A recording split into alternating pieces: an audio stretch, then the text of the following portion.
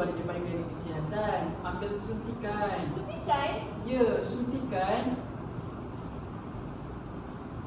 Adakah anda telah mengambil suntikan virus yang sudah mati atau dilemahkan ke dalam badan untuk menghasilkan daya tahan terhadap penyakit tertentu? Apakah itu? Maksudnya, adakah anda sudah mengambil vaksin? Assalamualaikum warahmatullahi wabarakatuh dan salam sejahtera. Saya Muhammad Firdaus bin Musa. Saya Farah Nabila binti Jamari dan saya Nur Izzah binti Abdul Jabbar Akan membahaskan tentang pembentukan istilah vaksin berdasarkan skema tata cara pembentukan istilah bahasa Melayu. Peristilahan merupakan satu daripada aspek penting perancangan bahasa, terutama bagi bahasa yang diangkat menjadi bahasa rasmi seperti bahasa Melayu. Pembentukan istilah dalam bahasa Melayu amat penting kerana hal ini merupakan satu penggunaan dalam konteks khusus. Istilah merupakan satu proses membentuk golongan kata yang mengandungi sesuatu konsep yang khas dalam bahasa tertentu dan bentuknya disepakati oleh sekumpulan pakar melalui jawatan kuasa bidang-bidang tertentu. Pembentukan istilah sangat penting untuk menguraikan makna sesuatu bahasa. Pembentukan istilah perlu melalui prosedur yang telah ditetapkan mengikuti skema tata cara pembentukan istilah bahasa Melayu untuk digunakan sebagai bahasa rasmi di Malaysia. Dalam konteks perbahasan ini, istilah vaksin seringkali digunakan pada akhir-akhir ini. Persoalannya, adakah istilah vaksin mengikuti skema tata cara pembentukan istilah bahasa Melayu di Malaysia? Setuju atau tidak setuju? Setuju? Tidak setuju. Saya tidak bersetuju dengan pernyataan soalan yang diberikan oleh saudari sebentar tadi. Hal ini kerana pada pendapat saya, pembentukan istilah ini perlulah diambil daripada bahasa Melayu itu sendiri untuk mengekalkan keturunan dan keistimewaannya. Namun, istilah vaksin ini telah diambil daripada bahasa asing, iaitu bahasa Inggeris. Keadaan ini menunjukkan bahasa Melayu telah dilunturkan oleh bahasa asing kerana terdapat istilah daripada bahasa asing yang merujuk kepada pemaknaan dalam bahasa Melayu. Ya, benar saudari. Tetapi saya juga mempunyai pendapat saya yang tersendiri. Istilah vaksin tersebut sememangnya diambil daripada perbendaharaan kata bahasa asing, iaitu bahasa Inggeris. Tetapi istilah vaksin tersebut juga telah mengikuti skema tata cara pembentukan istilah bahasa Melayu demi digunakan secara rasmi di negara kita. Jadi, bolehkah kita membahaskan lebih lanjut berkenaan pembentukan istilah vaksin yang mengikut skema tata cara pembentukan istilah ini? Menurut Kamus Dewan, vaksin bermaksud sediaan bakteria, virus dan lain-lain yang sudah mati atau dilemahkan untuk disuntik atau ditanam ke dalam badan supaya menghasilkan daya tahan terhadap penyakit tertentu. Sebelum berlaku sesuatu pembentukan istilah, pakar bahasa perlu meliti 3 sumber utama untuk membentuk istilah yang terdiri daripada pembendaharaan kata umum bahasa Melayu, pembendaharaan kata bahasa serumpun dan pembendaan kata bahasa asing. Jadi, pembentukan istilah vaksin ini terdiri daripada sumber asal pembendaharaan kata bahasa asing, iaitu bahasa Inggeris. Seterusnya, istilah vaksin ini perlu melalui 3 bahagian utama untuk disahkan penggunaannya, iaitu perlu melalui 7 langkah skema tata cara pembentukan istilah bahasa Melayu, syarat penentuan pembentukan istilah dan proses perancangan bahasa rasmi.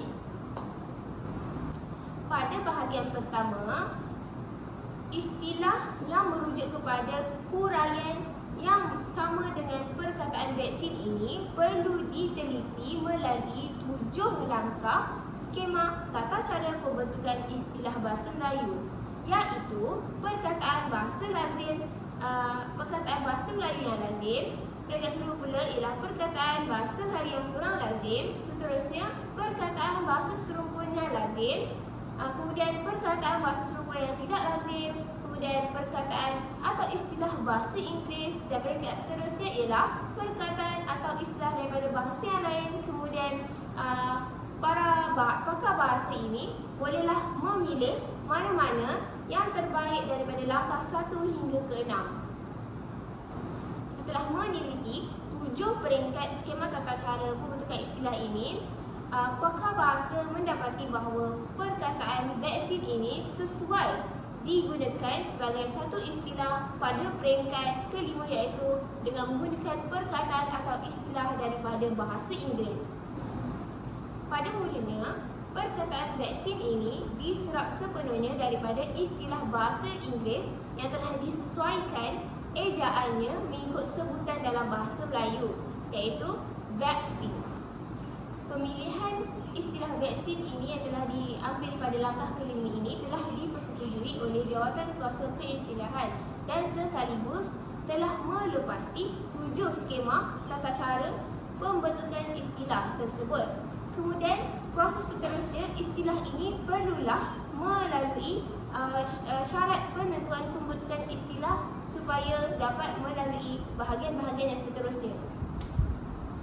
Pada bahagian kedua pula, kita akan lihat syarat pembentukan istilah. Jika istilah vaksin itu dipilih daripada langkah 1 hingga 4, maka istilah vaksin tersebut perlulah menepati syarat penentuan pembentukan istilah bagi langkah 1 hingga 4. Antara syarat-syaratnya ialah, yang pertama, ungkapan yang paling singkat.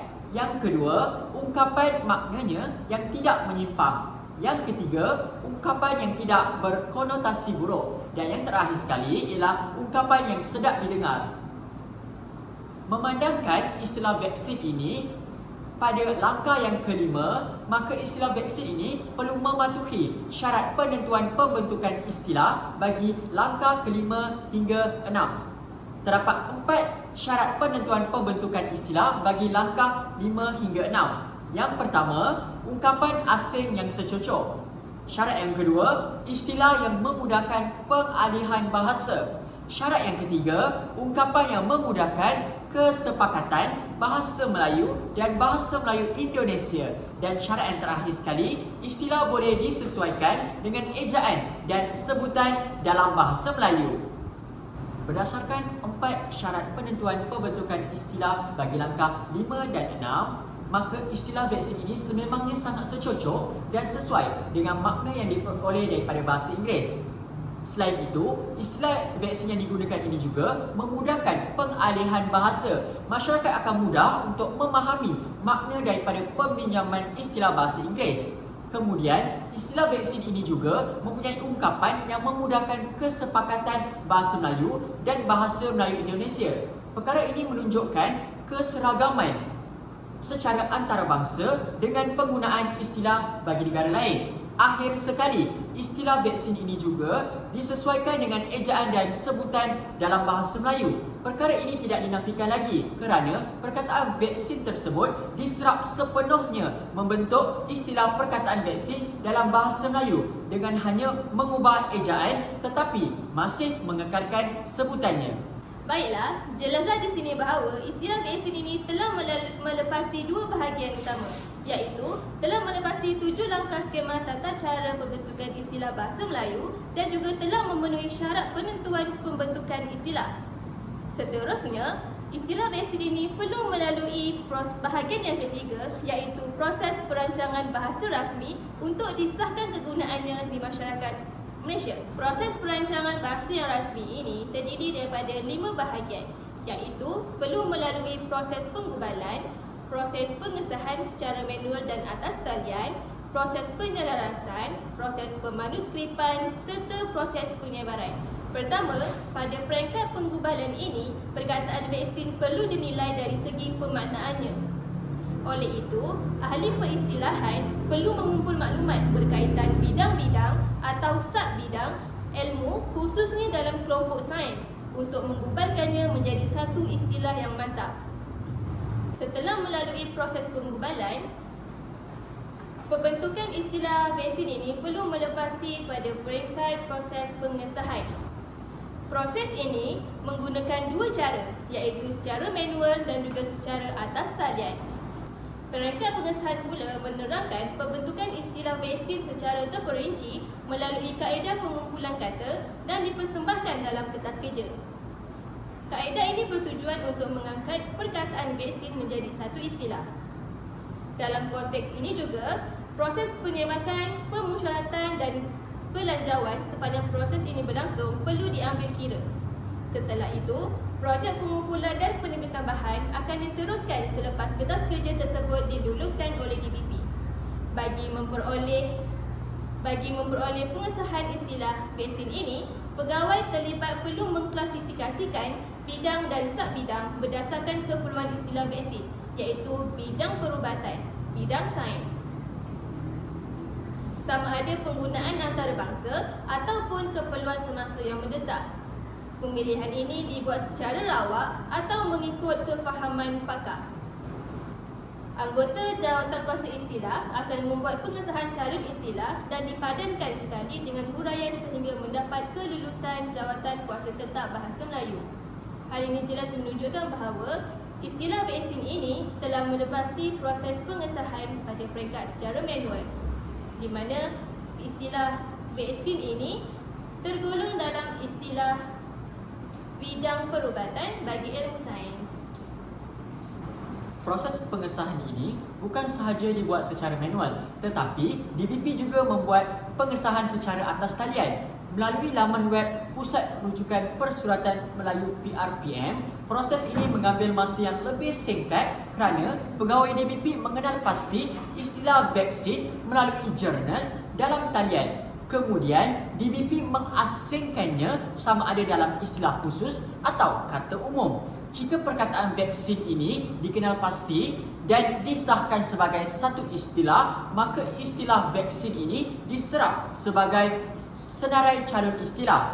Tegasnya, setelah istilah vaksin ini melalui pengesahan, maka istilah ini akan melalui proses penyelarasan dengan tujuan untuk melicinkan lagi pembinaan dan perkembangan istilah yang lebih ilmiah. Seterusnya ialah proses pemanuskripan istilah vaksin untuk disebarkan kepada masyarakat dan pakar bidang lain supaya dapat digunakan dalam korpus bidang berkenaan. Pada akhirnya, manuskrip bersih akan disemakkan oleh JKI dan pakar bahasa dengan menyediakan prelim dan prakata serta dihantar ke bahagian percetakan setelah disemak oleh pegawai penerbitan. Istilah vaksin yang diterbitkan ini akan disebarkan semula pada peringkat akhir bagi kegunaan di luar DPP. Istilah vaksin ini disebarkan juga di media massa yang acap kali dituturkan oleh masyarakat, khususnya ketika pandemik COVID-19. Penyebaran melalui ini sebenarnya lebih pantas disebarkan berbanding percetakan kamus dan glosari. Kesimpulannya, setelah mengalami kelima-lima prosedur ini, maka istilah vaksin secara zahirnya telah diterima sebagai bahasa rasmi yang boleh digunakan oleh masyarakat tanpa ada unsur keraguan dalam menyampaikan makna khususnya dalam bidang perubatan dan sains. Dengan berakhirnya kesimpulan ini, maka lengkaplah 3 bahagian utama untuk membentuk istilah vaksin ini sebagai bahasa rasmi yang diterima di negara kita. Tapi saudari, bukankah jika pihak DPP mencipta istilah daripada bahasa Melayu akan lebih mengekalkan identiti bahasa kita? Jadi, mengapa pihak DPP masih menggunakan istilah vaksin itu dalam pembentukan istilah di negara kita? Seperti yang saya katakan tadi, pembentukan istilah itu perlu melalui 3 bahagian utama tadi. Jadi, untuk mengelakkan masa yang terlalu lama, pihak DPP telah mengambil keputusan untuk menerima sahaja perbendaharaan kata asing yang telah diserap sepenuhnya dan bersifat antarabangsa. Oh, dia akan mengambil masa yang lama. Barulah saya faham. Baiklah, berdasarkan perbahasan tentang istilah vaksin sebentar tadi, adakah saudari-saudari faham tentang pembentukan istilah tersebut? Faham, saudara? Jadi, bolehkah kita bahaskan tentang istilah seterusnya? Pada pendapat saya, istilah seterusnya yang boleh kita bahaskan ialah berkenaan pelitup muka. Adakah saudara-saudari tahu apa itu pelitup muka? Oh, idea menarik. Pelitup muka yang kita pakai kat muka tu kan? Yang lagi-lagi waktu pandemik ni yang semua orang pakai pelitup muka tu kan? Huraian saudara dan saudari benar. Tetapi, bolehkah saudara atau saudari memperjelaskan lagi pembentukan istilah pelitup muka mengikut skema tata cara pembentukan istilah bahasa Melayu itu sendiri? Boleh? Ya, saya cuba. Okay, pada pendapat saya, pembentukan istilah pelitup muka ini sememangnya telah mengikuti skema tata cara pembentukan istilah bahasa Melayu. Seperti mana yang kita tahu, pembentukan istilah pelitup muka ini datangnya daripada pembendaharaan kata bahasa asing, iaitu bahasa Inggeris, yang pada awalnya perkataan tersebut ialah mas. Tapi setelah diterima masuk ke dalam Malaysia dan juga berlakunya konsep peminjaman perkataan tersebut, pihak kita telah menukarkan perkataan mas itu kepada perkataan pelitup muka mengikut skema tata cara. Okey, baik, faham. Saya faham apa yang diterangkan oleh saudari. Maksudnya perkataan ataupun istilah pelitup muka ini adalah daripada pinjaman perbendaharaan atau istilah daripada bahasa Inggeris itu sendiri, benar? Benar sekali. Tetapi peminjaman ini juga kita perlu lihat dari mana ahli peristilahan ini peroleh daripada 7 cara skema tata cara pembentukan istilah tersebut, benar? Benar sekali. Jadi pada pendapat saya, perkataan mas itu sendiri dalam bahasa Inggeris atau pelitup muka, iaitu istilah dalam bahasa Melayu itu dipetik daripada langkah yang kelima, benar? Betul? Iaitu daripada perbendaharaan kata daripada bahasa Inggeris. Ya. Faham? Hal ini sama dengan juga yang kita telah bincangkan sebentar tadi. Pelitup muka ini berada pada langkah yang sama dengan istilah vaksin, iaitu pada langkah 5 di mana kita pinjam daripada kata asing, iaitu kata bahasa Inggeris. Okey, cumanya pada peringkat ini terdapat juga perbezaanlah di antara istilah vaksin dan juga istilah pelitup muka. Di mana pada istilah vaksin yang kita terangkan sebentar tadi, istilah vaksin itu diserap secara menyeluruh daripada pinjaman bahasa Inggeris dengan hanya menukarkan ejaannya sesuai dengan sebutan bahasa Melayu. Cuma pada istilah mas ini berlakunya peminjaman konsep asing itu sendiri dan diterjemahkan menggunakan bahasa Melayu sesuai dengan makna mas tersebut. Jadi maksudnya dalam skema tata cara ini juga seperti yang diberitahu pada pembahasan sebelum ini, kita perlu melalui juga setiap istilah itu perlulah menepati syarat penentuan yang barulah kita sahkan menjadi satu bentuk istilah. Jadi bolehkah saudara menguraikan tentang syarat-syarat yang perlu dilalui oleh setiap perkataan yang telah dipilih untuk diangkat sebagai satu perkataan istilah? Baiklah, terima kasih saudari atas pertanyaan tersebut. Terdapat 4 syarat utama bagi pembentukan istilah pelitup muka tersebut. Yang pertama, istilah tersebut mestilah merupakan ungkapan asing yang secocok. Bererti, ungkapan tersebut diambil daripada makna bahasa Inggeris dan secocok digunakan dengan konteks bahasa Melayu. Yang kedua, syarat yang kedua pula ialah istilah yang memudahkan pengalihan bahasa. Saudari setuju adakah istilah pelitup muka tersebut mudah untuk pengalihan bahasa? Setuju? Betul? Baik, syarat yang ketiga pula ialah ungkapan yang memudahkan kesepakatan bahasa Melayu dan bahasa Melayu Indonesia. Disebabkan istilah pelitup muka itu diambil daripada kata bahasa asing, jadi istilah tersebut dapat menjadi kesepakatan bagi bahasa Melayu dan bahasa Melayu Indonesia. Setuju? Baik, syarat yang terakhir ialah istilah boleh disesuaikan dalam ejaan dan sebutan dalam bahasa Melayu. Istilah pelitup muka itu sangat sesuai digunakan dalam bahasa Melayu dan dapat digunakan dalam konteks bahasa Melayu. Baiklah, terima kasih atas penerangan saudara tentang syarat penentuan istilah pelitup muka sebentar tadi. Jadi, istilah pelitup muka ini bukan salah satu istilah yang telah diterima sebagai bahasa rasmi di negara kita lah, ya? Adakah saudara bersetuju dan apa pendapat saudara? Ya, betul Ibu Saudari. Istilah pelitup muka itu telah dipersetujui sebagai bahasa rasmi di negara kita. Sebenarnya, sememangnya istilah pelitup muka tersebut telah melepasi beberapa proses dalam perancangan bahasa yang rasmi dan bagi mengklasifikasikan bidang dan sub-bidang sebagai keperluan yang mendesak. Sebab waktu pandemik, istilah pelitup muka itu diperlukan sebagai keperluan yang mendesak. Adakah sudah faham? Baik, namun terdapat sedikit percakapan yang berlaku antara pihak Kementerian Kesihatan Malaysia KKM dengan pihak DBP Dewan Bahasa dan Pustaka. Pada pendapat saudara, adakah saudara setuju bahawa terdapat percakapan? Ya, betul. Saya setuju dengan pendapat saudara di mana istilah pelitup muka ini terdapat percakapan antara kedua pihak. Di mana sewaktu dalam proses penyelarasan terdapat ketaksaan yang berlaku daripada istilah-istilah yang diwujudkan sendiri oleh pihak KKM, iaitu KKM ada mengeluarkan 5 istilah sendiri, iaitu topeng muka, penutup topeng muka dan hidung, topeng muka dan mulut, serta penutup mulut dan hidung, dan akhir sekali barulah diterima sebagai pelitup muka. Jadi berlakunya ketaksaan di situ di mana istilah topeng muka yang diwujudkan pada awal sekali berlakunya unsur lewat, di mana topeng sendiri dah mewujudkan dan memberi makna menutup keseluruhan muka. Tapi apabila topeng dan muka digabungkan, terdapat unsur lewat. Jadi pihak DBP mengambil maklum akan istilah tersebut dan menjadikan perkataan istilah mas itu kepada pelitup muka yang merujuk kepada pelitup ini membawa maksud tutup secara rapat-rapat. Jadi penutup muka dapatlah memberi makna menutupi sebahagian wajah kita daripada hidung ke mulut sahaja. Jadi bila DBP mengambil maklumat ini, wujudlah istilah pelitup muka yang sesuai untuk digunakan. Jadi kita boleh lihat di sini, pembentukan istilah ini tidaklah semata-mata menterjemahkan perkataan bahasa asing itu sahaja, tapi perlu melibatkan konsep dan makna perkataan tersebutlah.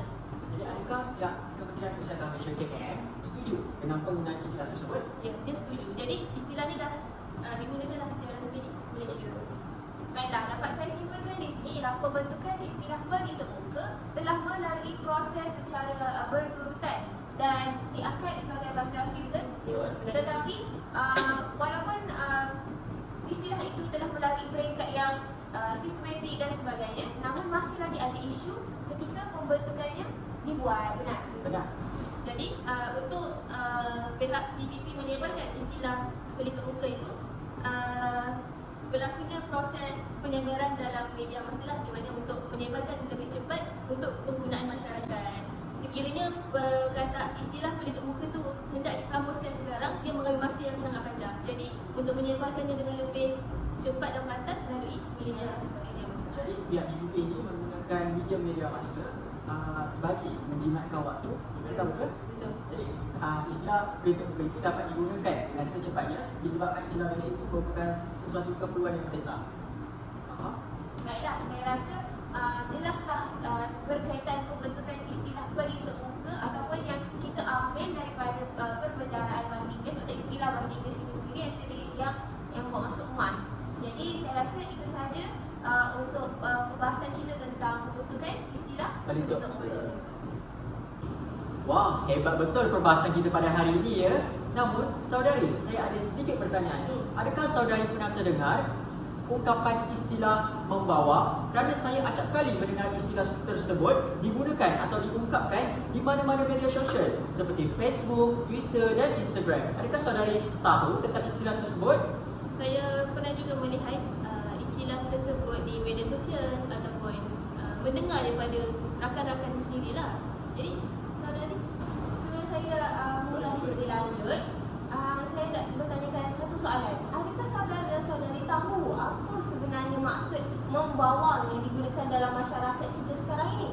membawang bukan bila kenduri berlakunya masyarakat yang mengumpul bawang, kan? Baiklah, dalam Kamus Dewan edisi keempat, membawang maksudnya marah, kemarahan seseorang itu. Tetapi masyarakat pada zaman kini telah menggunakan membawang, istilah membawang itu sebagai satu makna yang menunjukkan perbuatan sekumpulan orang yang menceritakan tentang perihal buruk seseorang itu di belakangnya. Boleh saudara-saudara faham? Jadi, dari apa yang saudari terangkan tadi, adakah istilah membawang itu merujuk kepada sesuatu perbuatan? Jadi istilah membawang itu sebenarnya merujuk, istilah membawang dalam konteks pada hari ini menunjukkan bahawa membawang itu satu perbuatan yang bercakap di belakang seseorang tentang keburukan orang itulah orang lain. Jadinya saya ingin menekankan di sini bahawa perkataan membawang yang asalnya bermaksud marah telah diangkat menjadi satu istilah. Dan tahukah saudari, adakah perkataan membawang itu sebenarnya telah mengikut skema tata cara kerugian istilah atau tidak? Tahukah saudara dan saudari sekalian? Saya rasa istilah membawang tersebut tidak mengikuti skema tata cara. Adakah istilah tersebut telah dijadikan sebagai bahasa rasmi dalam bahasa Melayu? Baiklah, sebelum saya terangkan tentang diterima atau tidak dalam bahasa rasmi ini, saya akan terangkan dahulu skema tata cara pembentukan istilah tersebut. Jadi, membawang itu dalam kamus Dewan, membawang maksud arti marah. Jadi, membawang ini merupakan perkataan daripada bahasa Melayu, dan perkataan membawang ini jarang digunakan, yang bermaksud tidak lazim digunakan dalam bahasa Melayu lah. Jadinya, dalam kedudukan atau prosedur skema tata cara pembentukan istilah, penggunaan perkataan bahasa Melayu yang kurang lazim adalah pada kedudukan yang kedua. Jadi dari situ saya dapat terangkanlah kedudukan skema, kedudukan istilah membawang itu diambil daripada langkah yang kedua. Baiklah, setelah kita bincangkan sebentar tadi tentang skema tata cara pembentukan istilah, kemudian kita perlu sesuaikan dengan syarat, ketentuan, kemudian barulah diterima sebagai bahasa rasmi. Tapi sebentar tadi saya telah terangkan tentang skema tata cara pembentukan istilah, dan bolehkah saudara atau saudari menerangkan tentang syarat penentuan berdasarkan apa yang telah kita bincangkan? Okey, biar saya cuba. Saya rasa apabila istilah membawang ini berada pada langkah yang kedua dalam skema tata cara, dia istilah ini memenuhi juga syarat penentuan pembentukan istilah, di mana syarat penentuannya terdiri daripada perkataan yang ungkapan yang paling singkat, ungkapan makna yang tidak menyimpang, ungkapan yang tidak berkonotasi buruk, dan ungkapan yang tidak didengar. Di mana pada syarat-syarat bagi langkah 1 hingga 4 ini, istilah membawang ini melepasi syarat-syarat tersebut, di mana jika makna bagi perkataan membawang ini ialah mengungkapkan perihal tentang orang lain, dia telah membawa kepada satu ungkapan yang lebih singkat dan juga mudah untuk makna tidak menyimpang dan sebagainya lah. Oh, jadi sekiranya istilah membawang ini telah melepasi kesemua syarat-syarat pembentukan istilah bagi langkah 1 dan hingga 4, adakah istilah membawang tersebut telah menjadi bahasa rasmi dalam bahasa Melayu? Untuk makluman saudara dan saudari sekalian, istilah membawang ini masih lagi menjadi bahasa yang dituturkan oleh masyarakat pada masa kini. Ini bermaksud istilah membawang ini belum lagi diangkat sebagai bahasa rasmi dalam negara kita benar. Jadinya, apabila istilah membawang ini masih berlegal-legal tanpa pengesahan yang diperolehi daripada pihak IUB, jadi kita gelarkannya ini sebagai penggunaan popular dalam kalangan istilah inilah. Jadinya, apa yang dapat saya simpulkan ini, istilah membawang ini merujuk kepada huraian makna, kepada huraian sesuatu makna, tetapi istilah membawang ini hanyalah digunakan dalam masyarakat kita sahaja, tetapi belum diangkat dengan kedudukan yang tinggi, iaitu sebagai bahasa rasmi. Jadi, adakah pada masa akan datang istilah membawang tersebut akan diangkat sebagai sebuah bahasa rasmi? Jika penggunaan masyarakat ini berleluasa dan difahami oleh rumpun-rumpun yang lain, saya berpendapat bahawa istilah membawang ini mungkin pada suatu hari akan diangkat juga sebagai satu bahasa rasmi dan difahami bukan sahaja di dalam negara kita, malah rumpun-rumpun negara yang lain juga. Saya juga setuju. Baik, sangat perbahasan yang sangat menarik ya tentang istilah membawang ini. Jadi sudah 3 istilah yang kita ubah atau kita bahas dalam tentang. Istilah yang pertama ialah istilah vaccine, istilah yang kedua ialah pelindung muka, dan istilah yang terakhir ialah istilah membawang. Berdasarkan istilah-istilah ini, kita dapat lihat beberapa proses pembentukan istilah, sumber pembentukan istilah dan syarat pembentukan istilah. Sangat menarik ya topik pembahasan kita pada hari ini. Adakah saudari bersetuju? Ya, sangat bersetuju dengan apa yang telah kita bicarakan. Teranglah bahawa perbahasan ini sebenarnya dapat menghilangkan ketaksaan dalam pembentukan sesuatu istilah itu. Berdasarkan 3 contoh ini, mungkin kita boleh aplikasikan kefahaman kita, kefahaman pengguna bahasa ini dalam pembentukan istilah-istilah yang lain yang akan datang. Berdasarkan 3 contoh yang kita bahaskan tadi juga, telah terbukti bahawa pembentukan istilah ini mengikut atau berdasarkan skema tata cara pembentukan istilah bahasa Melayu. Rasanya itu sahaja perbahasan kita pada hari ini. Adakah apa-apa lagi topik yang saudara ingin timbulkan? Maksudnya setakat ini saja. Di mana kita pernah jelaskan ketiga-tiga istilah tu memang mengikuti Skema tata cara. Baik, terima kasih saudari. Terima kasih atas segala masa yang luangkan, atas segala idea dan pendapat. Terima kasih. Kita berjumpa di lain hari. Terima kasih. Sekian saja perbahasan kami berkenaan pembentukan istilah mengikut skema tata cara pembentukan istilah bahasa Melayu. Maaf, andai ada tersalah kata atau tutur bicara daripada perbahasan kami. Sekian, wabillahi taufiq wal hidayah. Wassalamualaikum warahmatullahi wabarakatuh. Sekian, terima kasih.